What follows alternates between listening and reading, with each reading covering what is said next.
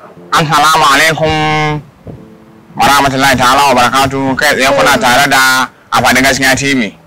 To kai tsaye dai yau bakon mu dai za ku ga alamu bai rabe ne. Ba ko za mu iya jin sunanka ko kuma na yarabanci nan ma ko Hausa. A tunda mun zo arewa dole Hausa zami. A takaice dai mun sunan mu dan Yorubawa yarinyar maman Yabo. Okay, to kai tsaye kuna tare da dan Yarabawa yaron maman Yabo. To dan Yarabawa gaskiya TV tana tambaya guda ɗaya da za ta maka.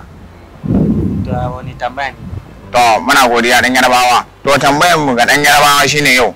Dan Yarabawa wannan bashin da Najeriya suka ce ranar ta alƙiyama wa zai biya? Bashin da Najeriya ya tashi. Ya arewa kuni sai zai biya bashin kuma nan. Lalle ma wannan.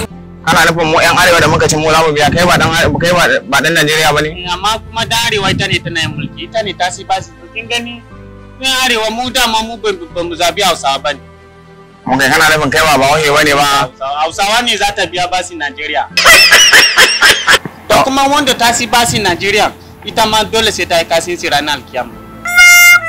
To kun ji abin da dan Yarba ya ce su fa ba su suka ci bahin nan ba, arewa ne suka ci bahi, dan haka arewa ne za su biya bahin nan.